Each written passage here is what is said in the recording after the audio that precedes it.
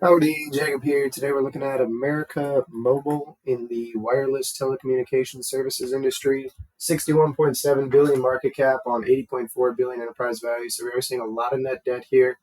Growth is actually negative. You're looking at about negative 4% CAGR over the last 10 years. That could be from devastations. We'll have to see on the cash flow statement, but return on invested capital is in that mid to high by 6 to 7% range.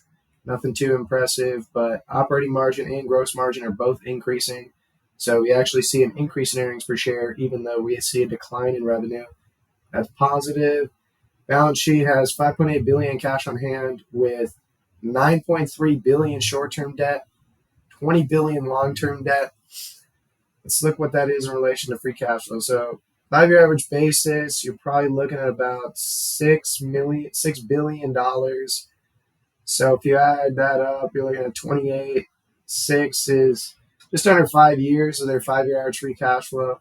So, I mean, it's not a huge concern, but it's just a lot of debt. And with companies that are this big, they usually are, have a dividend, and they do here. So we're seeing a 2.6% dividend yield that's eating up 1.5 billion. That's about 25% of the free cash flow, nothing too crazy. And then they buy back shares with about 25%. So that really just leaves 50% available once, and that's not even taking into consideration acquisitions and reinvestment. And so really this company only has, they could stop doing shares, but the dividend, they're probably not going to stop. So they're probably going to leave a little room to buy back shares, make acquisitions. I would say pretty comfortably 50% of that debt can be reduced, or 50% of the free cash flow can go towards debt pretty relaxingly, pretty easily. And so you really just want to see when this debt's due. This 9.3 billion due soon, though. That's kind of a concern. They only have 5.8 billion cash on hand and produce 6 billion. So that means this year is pretty much a wash. Almost everything that they're producing is just going towards this debt reduction, unless they refinance it. I know that you can do that, but then again, you're just delaying until a later date. So you really want to see this company. You definitely want to see them either pay this off as soon as possible, or be able to refinance it. You don't want to let it get to last minute. That's the worst thing you do. Let it get to last minute, default on it. And then, you're probably selling off property and plant for 25 cents on the dollar. And it's not ideal for any case, definitely not shareholders. And so they need to be paying this down as fast as possible, or refinancing it.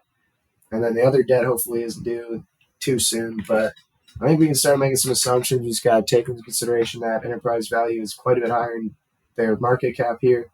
So growth-wise, I could see it. I'll probably see it grow. Let's see on the acquisition side. Do we see a lot of devastations?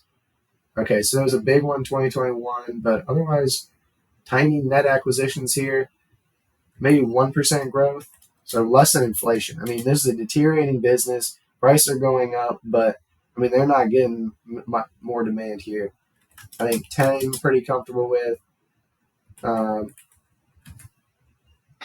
I'm pretty comfortable with. For margins here, I do like that free cash flow is quite a bit higher. Let's do 10, 12, 10, 11. And then for share change, 1% would be about $617 million.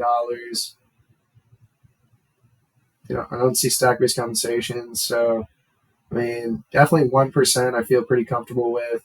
But again, we got to think that they're going to have to spend more money on their free cash flow going towards debt reduction. So the dividend, have they increased that historically? Yeah, but let's keep it the way it is. So this is assuming maybe 25% to the dividend, and then maybe 10% to the share repurchases, and then we can probably increase this dividend slightly.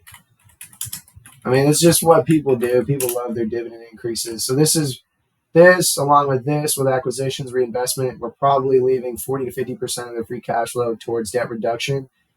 And I feel pretty good about that.